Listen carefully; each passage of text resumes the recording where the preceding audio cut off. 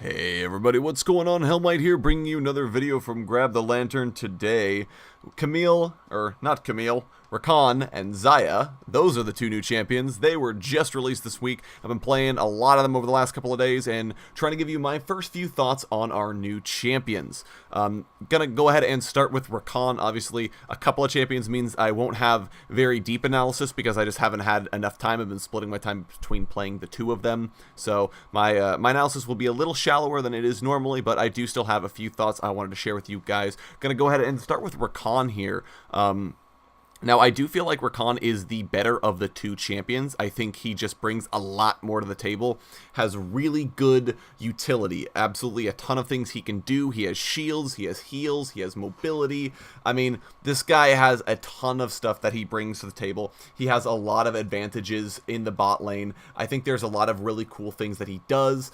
He's able to start fights from a long ways away by dashing to a frontliner and then using Grand Entrance to get in, follow that up with a quickness, run around, taunt a whole bunch of people. I mean, the quickness is a game-changing ultimate, quite plain and simple. If you're able to charm even a couple of team members, that charm lasts a reasonable amount of time and it pulls you out of position, and Rakan's difficult to hit while it's going, and he's really not the one you're focusing in the first place. So it's a really, really powerful ultimate. Even though it has a really dumb name, I think it's very, very strong. Battle Dance shields, I mean, you get double the shields on a target, you're dashing around. He just has a lot of advantages in lane and in a game, and I feel like definitely he's a strong pick. Now, where Rakan falters is his damage. Gleaming Quill, which is his only real damage ability, his really only poke ability, has a very, very short range. I was surprised. I missed it a lot in my first game as Rakan because it just, you feel like it should go farther, and it just doesn't.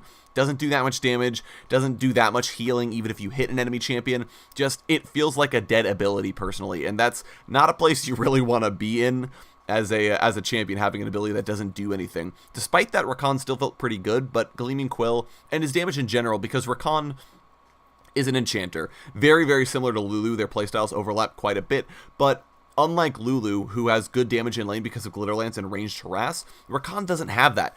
His range is very short, but he's still technically considered to be a ranged champion, meaning that he can't proc Relic Shield on minions unless he actively last hits them. He doesn't have the execute damage, which means that Rakan is basically pigeonholed into taking Ancient Coin because you can't make Spell Thieves ever worth it. You will never proc it enough because your Q is such a short range, you can't auto-attack harass.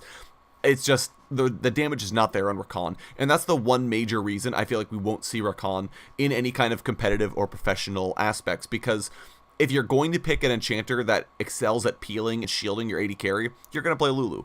Every single game, you're going to play Lulu. Now, maybe you play Rakan if you also have a Xayah. We'll talk about her in a second, why I think that's unlikely. Or maybe you play him when Lulu is banned. But I just don't see this champion competing with Lulu if they're both available. You just play Lulu. That being said, I still think he's very fun. His ultimate can change team fights. Very good champion. I think of the two, he has the better chance of seeing professional play. Now, moving on to Xayah. Xayah, I do feel like, is actually the weaker of the two. And that's primarily because Xayah has disadvantages in that she is short-ranged, but also low mobility. So a champion like Lucian can get away with having short range because he has so much mobility built into his kit. Sivir can get away with being short range because she has so much utility that she brings to the team, and she has a long range, highly damaging skill shot and a spell shield that kind of let her get in and do damage. Xayah doesn't really have any of that. Now, she does have her ultimate, but that's more of a panic button. That's if she's getting dove, or if a crowd control ability is heading at her, that's when you press R on Xayah to avoid the damage. But she really can't do anything in the middle of a team fight without a lot of healing and shielding and peeling, which means that Rakan is very, very good with her, but it does limit her effectiveness somewhat in fights.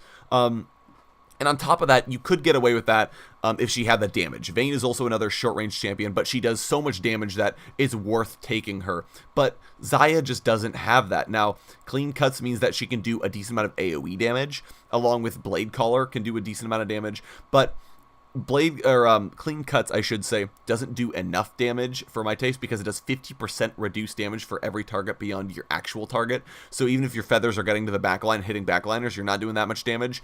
And then stacking up your feathers is really strong, but at the same time, it feels inconsistent because unless the enemy team is running in a straight line for you, you will never have feathers where you want them to be. They kind of end up all over the place. And sure, as I've pressed E a couple of times and gotten a kill I did not think I was gonna get just because feathers came from random locations, but getting the root, which is super important on Xayah, feels very, very difficult to do just because if people are moving around and you're shifting position, your feathers are going to end up all over the place, and it greatly decreases the chances of your opponents getting hit by 3 or more feathers at once, which makes it really, really difficult to extract any kind of value out of Xayah because she doesn't have the self-peel. She doesn't really have the damage. You spend a lot of time stacking up feathers, but then when you press E, you're not guaranteed a payoff. Unlike Callista, who can stack spears and a bunch of targets, is guaranteed damage as long as she's still in E range, and then can even reset off of that if the spears kill somebody.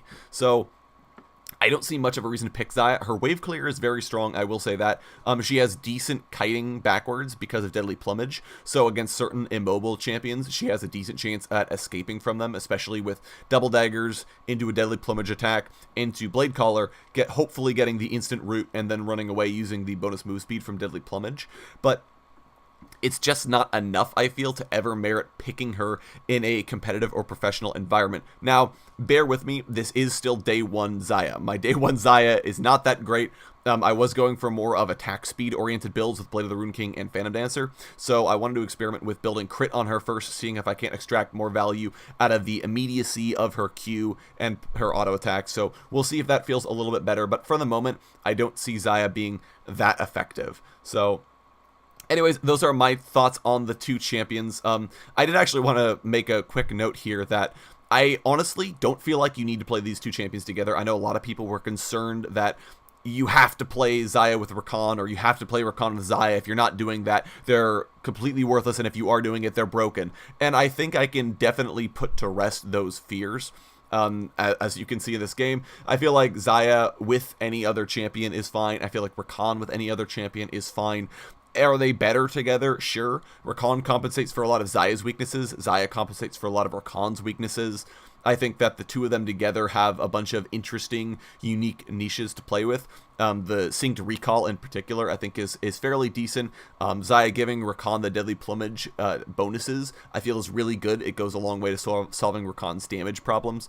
But at the same time, it doesn't feel overwhelming when you're playing against a Xayah and a Rakan. It just kind of feels like, all right, they have a couple of extra advantages, but it's really not that big of a deal. So I do want to say that's a pretty decent spot for us to be in.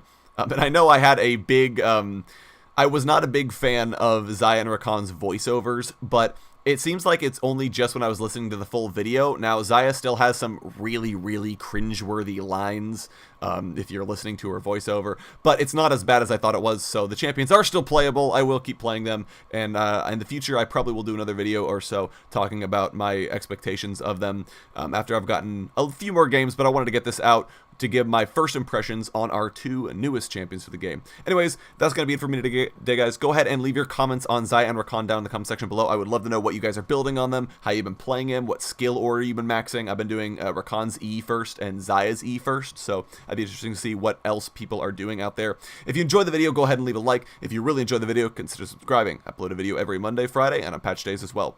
Once again, thank you guys so very much for watching. I do appreciate it, and I will talk to you all later.